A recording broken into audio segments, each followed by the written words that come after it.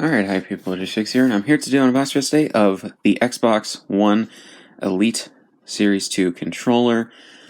Been needing this for a while because if you watch my gaming content, I sometimes complain about the controller that I do have having drift issues, as well as the fact that I don't want a controller where I have to replace the batteries anymore. And the PS4 had that, where you didn't need to replace the batteries. Technically the Wii did as well. And I don't understand why Microsoft cheaped out with the Xbox One controllers. I really don't. I did buy third-party, rechargeable batteries, but those only lasted so long before they started pissing me off. So, yeah, and they released the Elite Series 1 controller, I believe, last year. And this year they refined it a bit and released a Series 2 version. So, yeah, you can see on the front the controller and all that. It looks like a regular Xbox One controller, but with a few different things and a few additions. So, yeah, especially the D-pad. So, yeah, it's the Xbox logo and all that. The grip on it actually looks pretty cool. The Series 2 is embossed, sort of, as well as just reflective. So, yeah, glossy, kind of. So, yeah, it's on the side right there with this stuff in French and Spanish, I believe, to explain that. On the other side is English. And maybe that's, that's French on this side. One is definitely Spanish. The other one might be Italian. I don't know, though. Which is kind of weird, but whatever. Includes wireless controller Series 2, 2 different D-pads. I had a feeling they would include the other one. Interchangeable thumbsticks, paddles, carrying case, charging dock, thumbstick adjustment tool, USB-C cable. And yep, they changed it to USB-C. Like Apple has been doing with their stuff. Like the laptop I have right here, it uses USB-C. So, yeah, and I think the desktops as well are going to start using USB-C for Apple, but I could be wrong. So, yeah, it's on the sides right there, and then the back just has a diagram of that optimized for you, limitless customization, extended gameplay, built for performance. The battery inside this thing lasts about 40 hours, which will be nice. I don't usually play for that long, and I definitely charge my controllers at night or just leave them plugged in. So, yeah.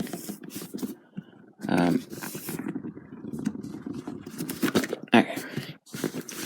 So inside they have the green, which is nice. So there's always two colors I associate with Xbox, black and green, which are really cool. It's got the custom fitted insert that you can take out.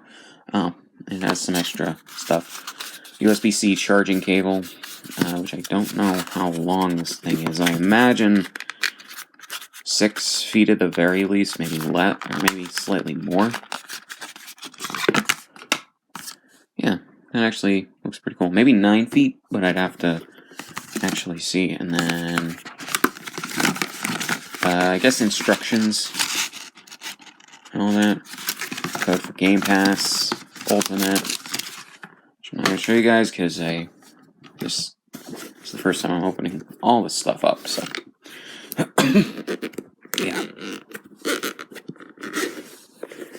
So, open this.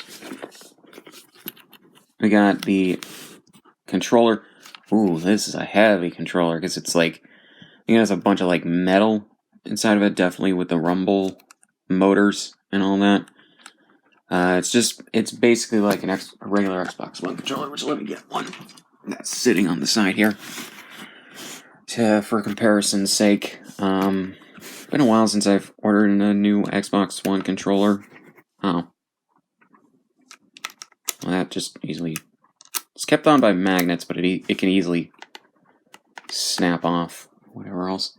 Show you guys the extras in a second. But to compare these two, looks pretty cool. This doesn't have the battery inside of it, as you guys can see. So with that square hole right there, so it's a bit lighter. But yeah, oh yeah, the battery is also in there. That makes sense for having it be a little bit heavy, which is weird because the DualShock 4 is actually a very light controller, and it doesn't. Obviously, it's not an Elite controller, but or a Pro controller or something, but it has a lot of the same, or it has a battery within it. It's actually not too heavy, honestly. It's actually a pretty good controller, ergonomics wise. So, yeah. But as you can see, the color differences are like that. With this, you can now just tap the thing, and it'll turn on, and whatever else here, you have to hold it down. Got the D-pad right there, which, yeah. I'm gonna experiment with the D-pad just to see how I like it. And cannot turn that off. That's gonna be a bit of a pain in the ass. But yeah, as you can see, it's already pre-charged a good amount of the way. So yeah, and then there's the switch right here, which allows you to go to the different settings that you set on your console if you want to adjust it in any way.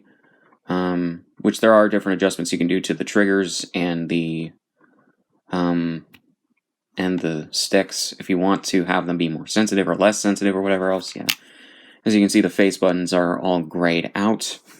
Yeah, and then on the back, Elite Series 2. I think those are different things for the motors. I'd have to look at the instructions. I think that's a thing for the charging dock. And then, yeah, things for the motors, and then the paddles right there. And on the bottom, the regular inputs for headphone jack, and I think the first version of the headphones for the set. And on the top, a USB-C port for the charging cable, and a sync button for your console, and the triggers right there. Yeah, so it's really cool. Yeah, so here we go with the charging dock, which has a thing on top of it for the for that right there. I think I can. I think I can take this off if I wanted to. Yeah. So that was on top of that, this little cloth. Yeah, with a bit of an adhesive on it. But yeah, you can take that off, and it's right there. And then that's just pretty much stuck there. Yeah, it's stuck there. But yeah, so if you keep it there, however, there's a magnet right there for it. But if you keep it there, you can plug in the USB-C cable right into there and charge it through, and charge the controller through this if you want, which is actually pretty handy and all that. So we got the extra stuff right here for the sticks, which are basically similar to the Xbox 360 sticks from what I've heard, or at least one of them is. And then replacement stick. Oh, if you want the stick to be slightly higher off the thing and all that. Then a different D-pad.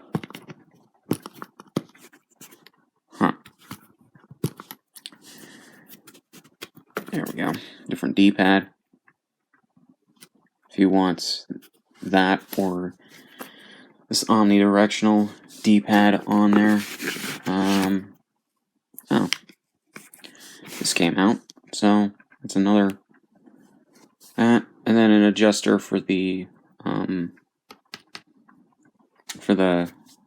sticks right there if you want it to be more or less tense, which is actually pretty cool. So yeah, okay, so these sticks are basically like the 360 controllers sticks, from what I've heard. So yeah, it's actually really, really cool. So let me put this back on there.